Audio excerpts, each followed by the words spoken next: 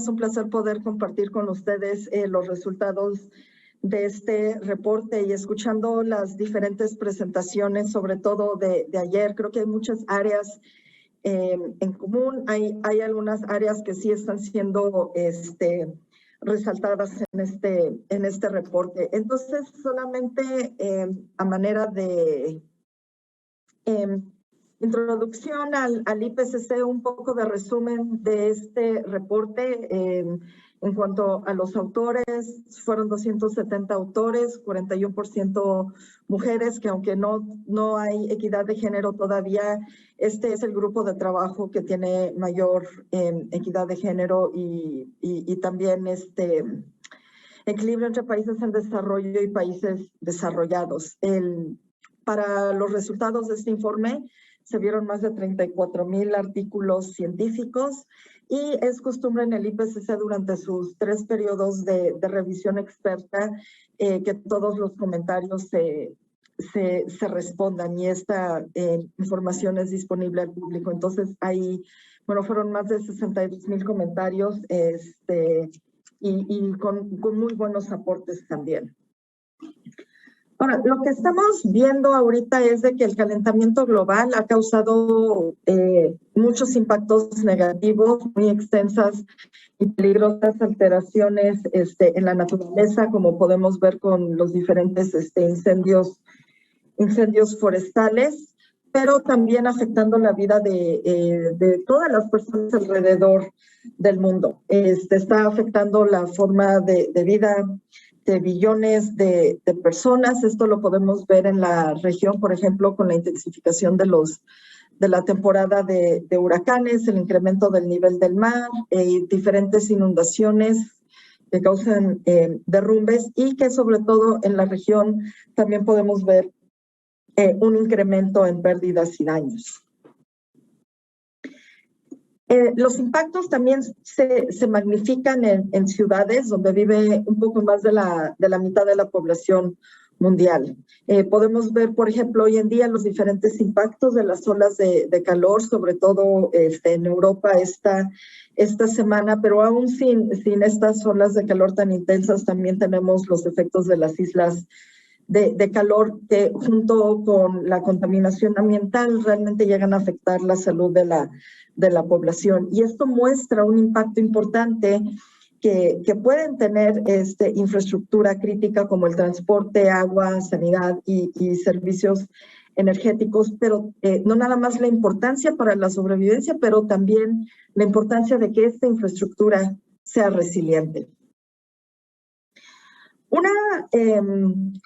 Una cuestión que vemos dentro del reporte que también es muy importante para la región es de que es la parte de riesgos complejos y complicados, que yo sé que se habló el tema de ayer, y esto es algo que vemos mucho en Guatemala y en la región, y esto es que cuando tenemos eventos extremos múltiples que pasan a la misma vez, el riesgo es más complicado, es más difícil de manejar. Entonces, aquí en este ejemplo podemos ver que con el incremento de las temperaturas y de la sequía, se disminuye el rendimiento de los cultivos, pero también aumenta el estrés de calor en los trabajadores que tienen una reducción en productividad, que esto nos lleva a un incremento en el costo de los alimentos, reduciendo así el ingreso que tienen las poblaciones. Y entonces esto podemos ver que tiene efectos locales y mundiales, porque los riesgos climáticos no respetan las fronteras nacionales y los shocks tampoco son locales, sino a nivel global. Aquí en esta figura podemos ver algunos cambios proyectados en la producción global del maíz. Aquí en el cuadro azul podemos ver las diferentes afectaciones que se tienen esperadas. Y podemos ver desde México a Centroamérica los colores que van en diferentes tonos de café, que por ejemplo en México, en las regiones que van a tener mayor problema, tenemos una reducción de entre 30 y 40% de la productividad. Y esa misma severidad la podemos ver en algunas partes de la región.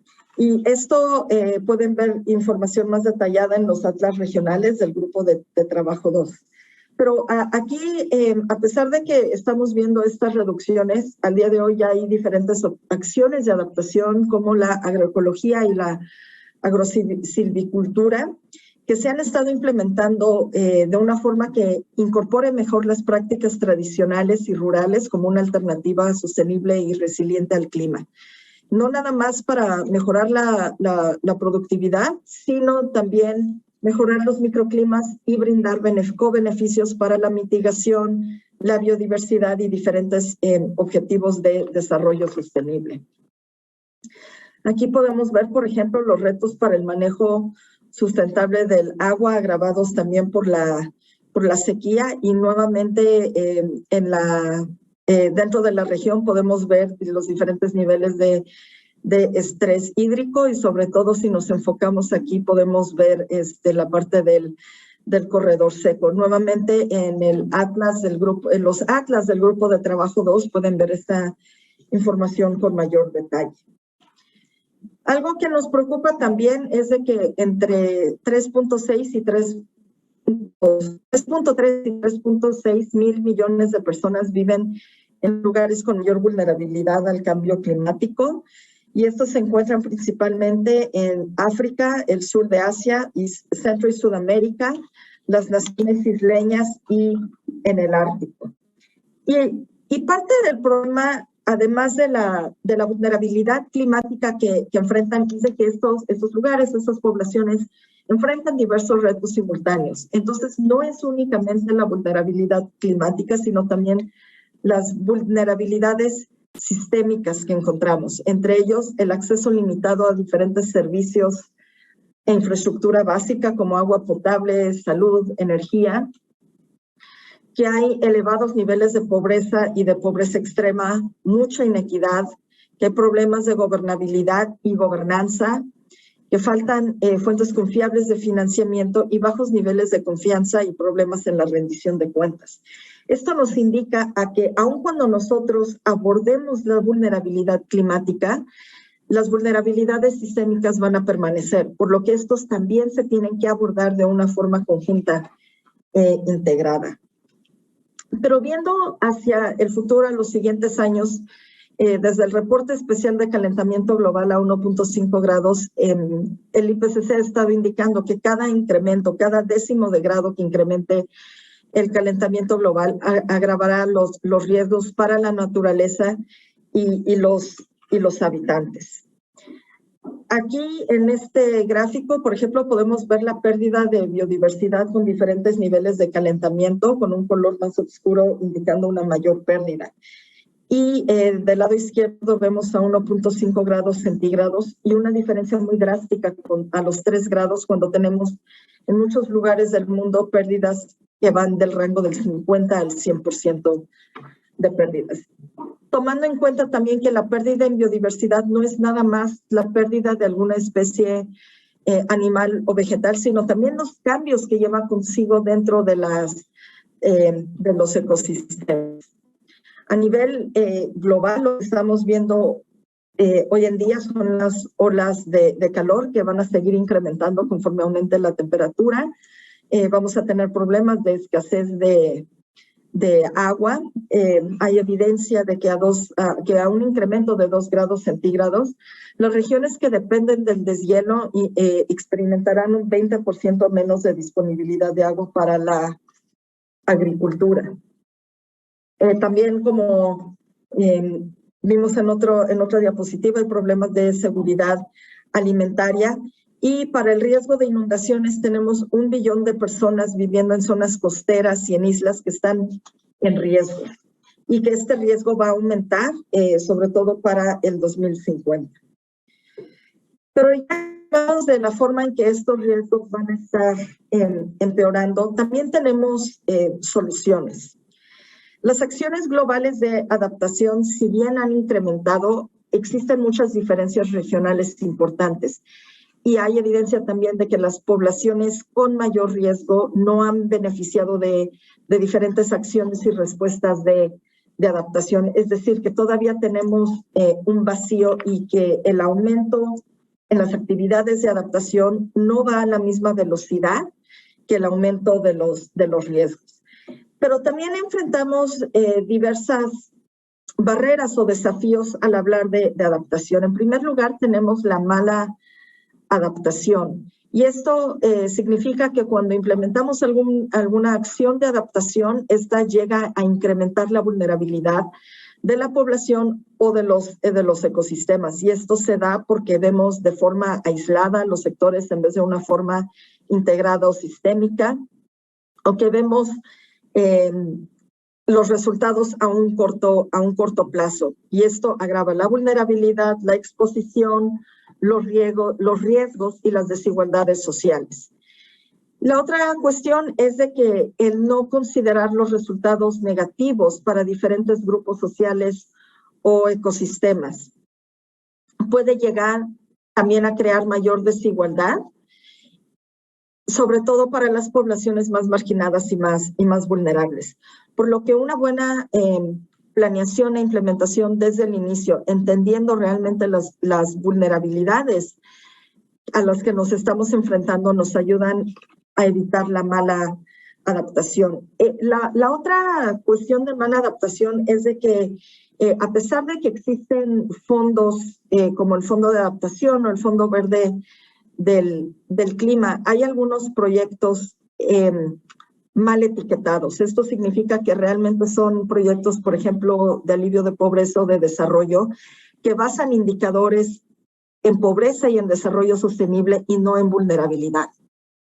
Entonces, a pesar de que la adaptación puede llegar a tener cobeneficios, y de hecho los tiene con el desarrollo sostenible, no podemos hacer una comparación uno a uno de adaptación con desarrollo sostenible. La otra cuestión es de que conforme aumente la temperatura, vamos a estar alcanzando límites de adaptación. Y esto significa que rebasando ciertos niveles de temperatura, la adaptación ya no va a ser efectiva para prevenir pérdidas y daños. Hay amplia evidencia en este reporte actual que al superar el 1.5 grados de calentamiento global, hay algunas soluciones que ya no van a funcionar o cuya efectividad va a disminuir considerablemente. Por ejemplo, todas aquellas relacionadas con el agua, y esto va a afectar sobre todo a las poblaciones que viven en las islas o que dependan del derretimiento de la nieve. Y que, por ejemplo, también más allá de los 2 grados centígrados va a ser un desafío el cultivo de especies comunes del día de hoy.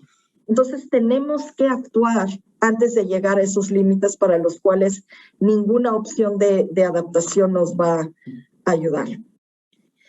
Sin embargo, a pesar de que tenemos opciones de adaptación que ya se están implementando hoy en día, necesitamos una serie de condiciones facilitadoras, sin las cuales podemos llegar a mala adaptación o a una efectividad reducida de las opciones. Entre ellas tenemos la cooperación internacional, el financiamiento público y privado, instituciones robustas y flexibles, creación de mayores capacidades, acciones vinculadas a los problemas de desarrollo que, como mencioné anteriormente, es importante ver cuáles son esas vulnerabilidades sistémicas que acompañan a estas vulnerabilidades climáticas. ¿Cuál es el acceso a información y diferentes tipos de conocimiento? Por ejemplo, ahorita podemos ver, al menos en la región de Latinoamérica, que esto puede ser ayudado a través del acuerdo de Escazú, que trata de brindar más transparencia en la información,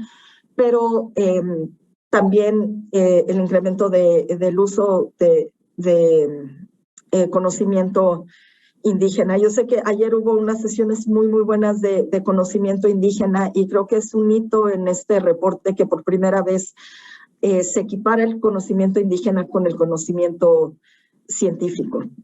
Finalmente necesitamos una gobernanza más inclusiva en el que podamos participar todos toda la población y que haya mayor seguimiento y evaluación, no solamente en el periodo de algún proyecto, sobre todo, por ejemplo, de las entidades donantes, sino, por ejemplo, después de que pasa un evento climático extremo.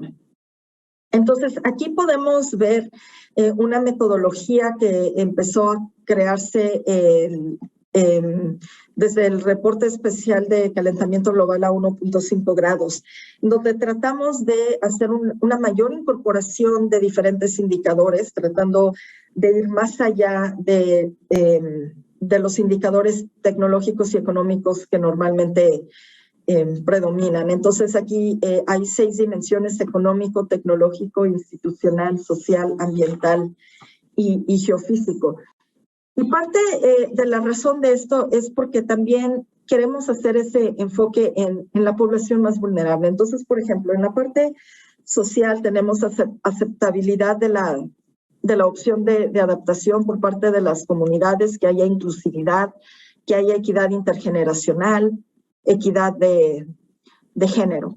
Y en la parte institucional, que también haya una aceptabilidad política, que haya transparencia, pero que también existan las instituciones y las herramientas, por ejemplo, regulatorias, que puedan apoyar a que esta opción se lleve a cabo. Entonces, aquí podemos ver que entre más grande es el círculo en azul turquesa, hay una mayor factibilidad. Los círculos más pequeños es menor factibilidad.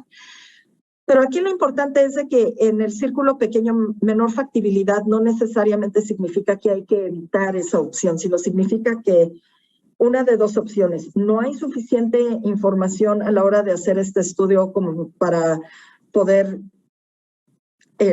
ponderar la opción, o porque hay muchas barreras. Y lo que podemos ver aquí es de que muchas de las barreras a nivel global, pero también que son de la región de Centro y Sudamérica, tienen más barreras en el ámbito institucional que en cualquiera de las otras dimensiones. Entonces, eso nos da la guía de en dónde tenemos que enfocar una mayor atención. Aquí en esta columna también podemos ver cuántas sinergias hay con mitigación.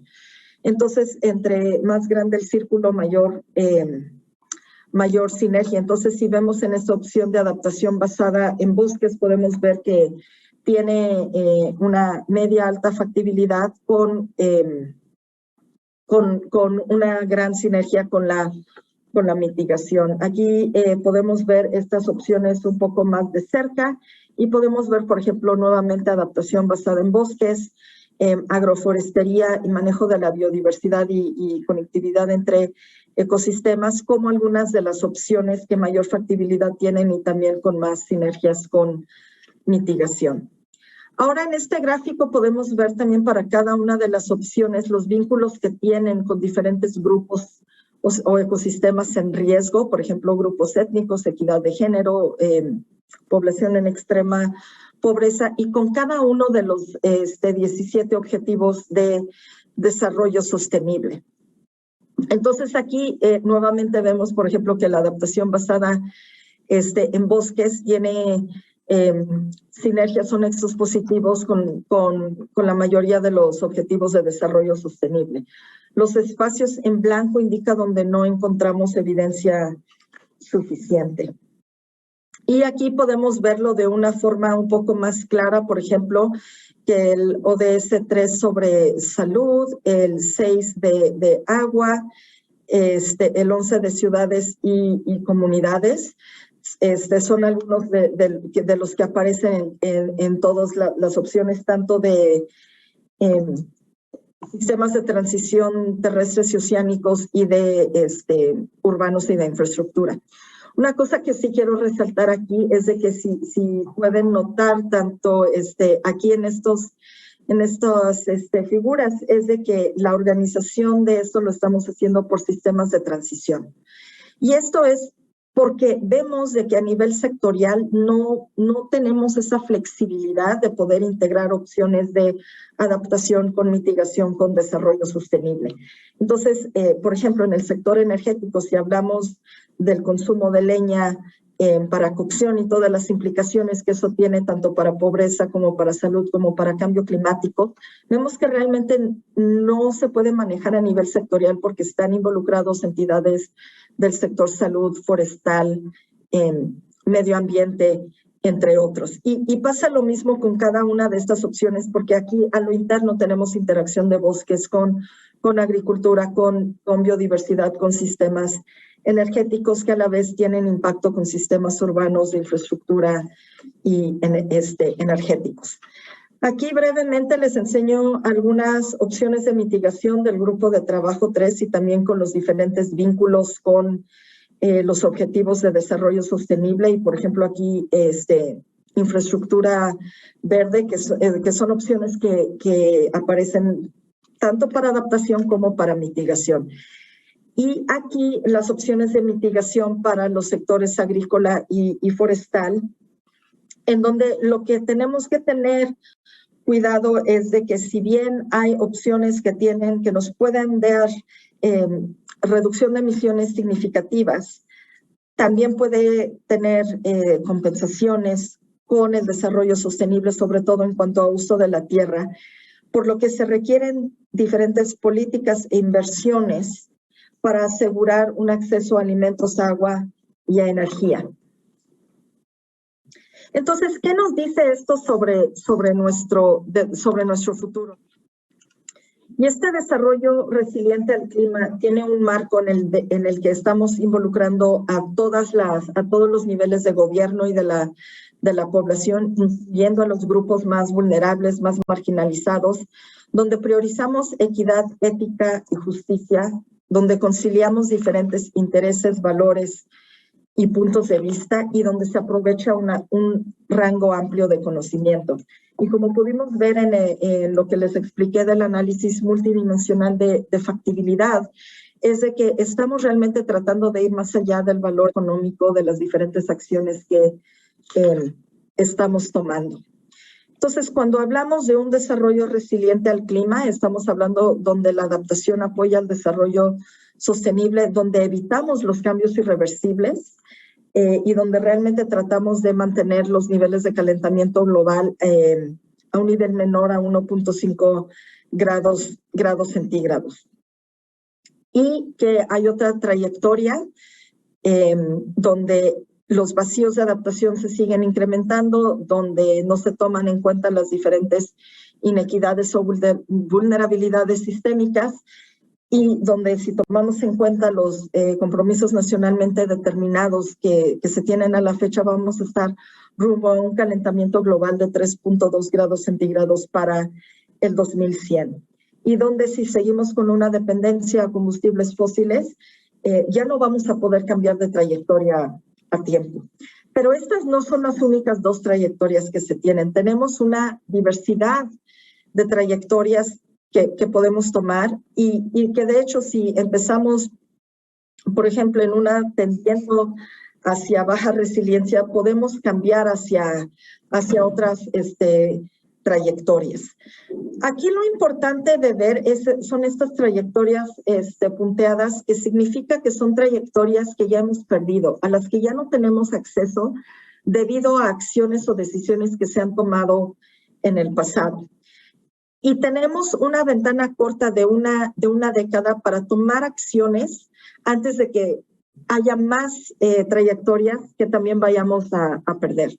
Creo que entre los diferentes hitos que tiene este reporte es que por primera vez, por ejemplo, se reconoce al colonialismo como un factor de vulnerabilidad actual. Y tomando en cuenta los diferentes niveles de calentamiento, sabemos que la adaptación incremental ya no va a poder ser factible tal vez en los siguientes años o en las siguientes décadas, por lo que vamos a tener que usar más de la adaptación transformacional. Y esto significa prestar más atención a las causas raíces de la vulnerabilidad, entre las cuales se encuentran, por ejemplo, el colonialismo. Otro hito que tenemos en este reporte es que por primera vez hay evidencia suficiente para decir que la provisión de servicios de infraestructura básica es una medida de adaptación que ayuda a reducir riesgos. Y esto es importante porque también permite que haya financiamiento para este tipo de actividades. Por ejemplo, que haya más financiamiento para proyectos de electrificación rural, donde también se puedan equipar centros de salud, sistemas de alerta temprana, sistemas de comunicaciones. Ahora, ¿cómo se definen estas trayectorias? Lo que sabemos, lo que nos dice el reporte es de que esas trayectorias son por selecciones que se hacen a nivel de la sociedad y que resultan de múltiples decisiones hechas por múltiples actores en diferentes áreas de encuentro. Entonces, esto significa que todos y cada uno de nosotros tiene un papel muy importante que jugar en diferentes ámbitos, por ejemplo, el económico financiero, el de conocimiento y tecnología, como en este foro actualmente, el ámbito ecológico, político, sociocultural y comunitario. Y entonces, teniendo esta diversidad de actores participando en todos estos espacios, llevan hacia trayectorias con mayor resiliencia al clima, que se traduce en una diversidad de conocimientos, en protección al respeto de ecosistemas, donde hay equidad, justicia e inclusión. Sin embargo, cuando nos movemos en el sentido contrario, cuando no hay esta diversidad de actores, cuando se toman estas decisiones fuera de estos espacios, entonces llevamos a trayectorias bajas de desarrollo resiliente al clima, con conocimientos singulares, degradación de ecosistemas, exclusión, inequidad e injusticia.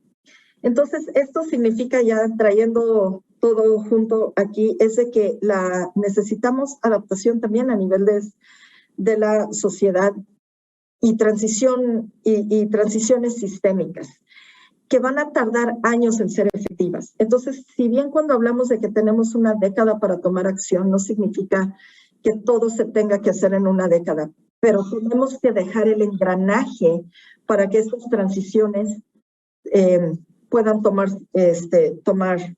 su lugar.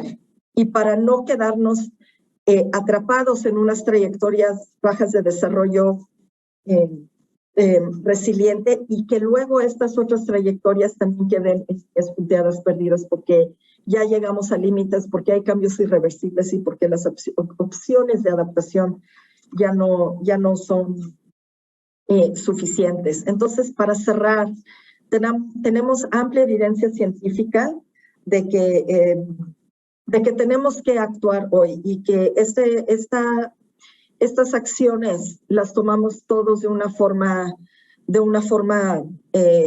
conjunta, que ya no podemos atrasar estas acciones.